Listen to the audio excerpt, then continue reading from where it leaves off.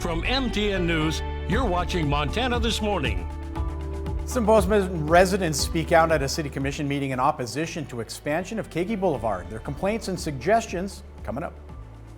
I'm Mike Dennison in Helena. In the Montana House this session, the partisan divide is getting a little frayed at times. Coming up, I'll tell you about it.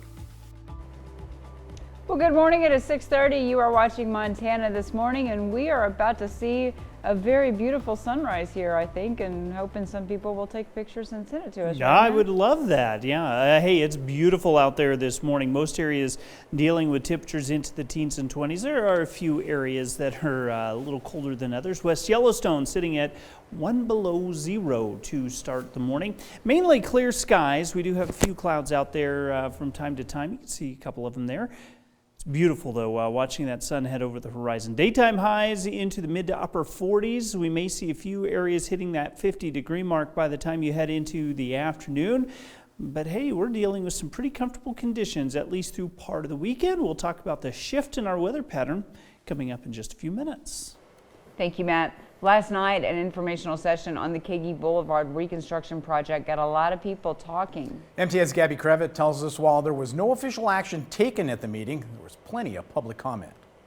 Please don't turn Kagi into a North 19th Speedway. Road expansion brings congestion. On Tuesday evening, city staff presented a detailed preliminary planning outline designed to reduce congestion on an increasingly crowded road.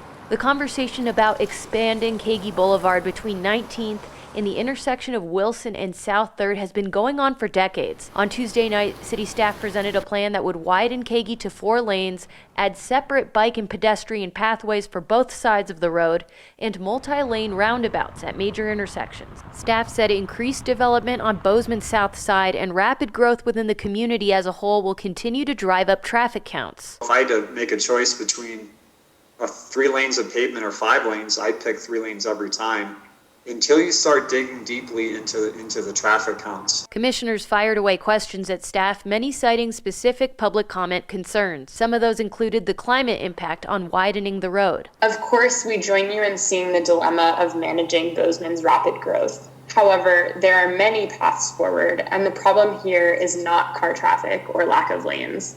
The problem is carbon emissions. Other residents said widening the road is not conducive to expanding the use of public transit. More and more cities are realizing we need to focus on moving people, not cars, and that the concept of induced demand is a real thing. By building more road capacity, people drive more, and then we're right back where we started. Residents also commented on what widening the road could do to nearby neighborhoods. No official action was taken by commissioners on Tuesday evening, and the session ended with residents asking for more public involvement. Reporting in Bozeman, Gabby Crevitt, MTN News. Gabby tells us the current project estimated to be around $17 million. Now, federal funding will pick up most of that bill, leaving the city to come up with about $4 million. There would be no new taxes on residents for this project. The investigation into the siege on Capitol Hill in January has already yielded roughly 300 arrests that include 3 Montana men. A pair of Helena area brothers are facing 9 charges, each for their alleged actions at the Capitol. Investigators say during the riot, the brothers joined with another man who engaged in a confrontation with Capitol Police Officer Eugene Goodman. Court documents say that the rioters kept advancing on Officer Goodman in a menacing manner and that Douglas Austin Jensen was the primary aggressor, followed immediately by the Hughes brothers. The federal judge in Montana has ordered the brothers to be transferred to D.C. Dillon business owner Hank Munster also has been charged and pleaded not guilty to 5 charges for his actions at the Capitol incident on January 6th. Well, Helena police and the school district there are investigating racist graffiti painted across doors at Capitol High School last week. Last Thursday, staff arrived to find a set of doors at the building spray painted 2020 BLDM with the words "don't" in parentheses below. Authorities believe the language is meant to be interpreted as Black Lives Don't Matter. School district says it is working closely with Helena police to assist with the investigation. School and other possible surveillance are being looked into as well. Anyone with additional information about the situation has to contact the Helena Police Department or the schools. The Montana legislature wrapped up the first half of its 2021 session yesterday, with lawmakers pledging to come back next week, ready to work together on hammering out the state budget and tackling other issues to advance the state's economy. But in the Montana House, some pointed partisan exchanges have led Democratic leaders to accuse some Republicans of abusing their majority power to mistreat members of the minority and breach decorum. DN's chief political reporter Mike Dennison picks up the story.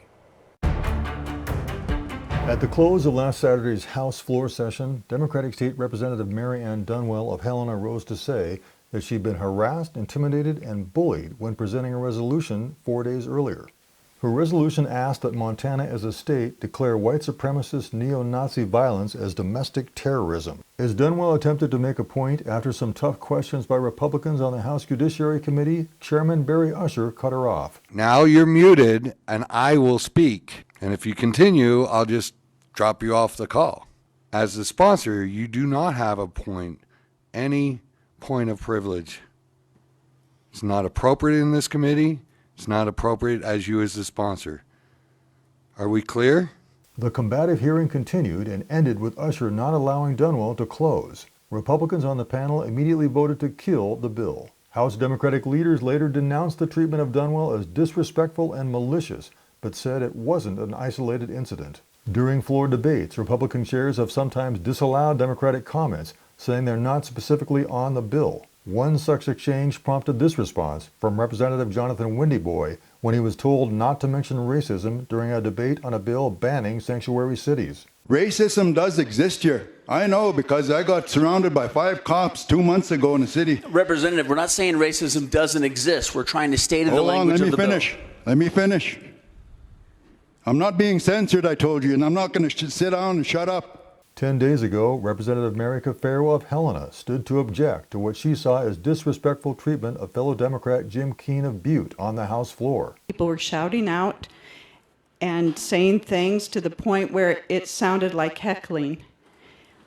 And so I would ask that we stop and think, what's more important in our own minds, to be right or to be kind?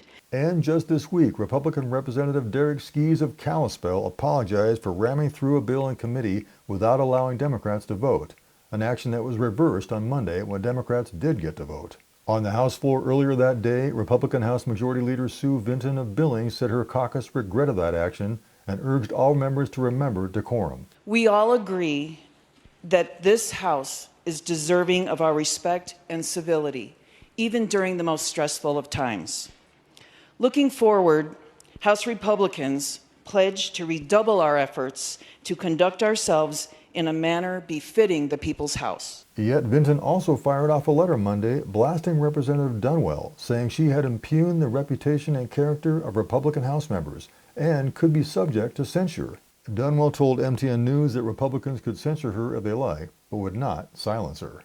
House Democratic leaders and Dunwell also told us that some Republican lawmakers had privately apologized for the way she and other Democrats had been treated. So where does this leave us as we start the second half of the session? As we said, GOP leaders and some rank and file want to work together with a minority when they can. But they still hold big majorities and they have the votes to do what they want. Reporting from Helena, Mike Dennison, MTN News. Now remember, lawmakers will return to Helena for the second half of the session starting next Monday.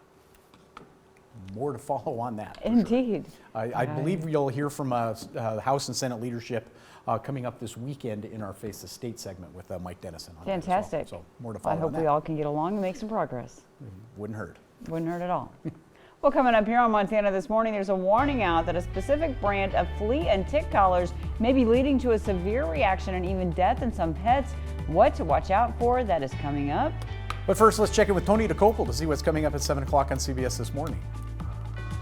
Good morning. Ahead on CBS This Morning, President Joe Biden says the U.S. will have enough vaccines for every adult by the end of May. At the very same time, Texas is dropping its mask mandate. We'll tell you why health officials warn now is not the time to ease restrictions. Also, a possible future of tourism, vaccine passports. They may be required to travel anywhere at all, even to your local bar. But could that lead to a new type of discrimination? And Golden Globe winner Daniel Kaluuya joins us. How the star of Judas and the Black Messiah used opera to prepare for his role as Black Panther leader Fred Hampton. All that at 7.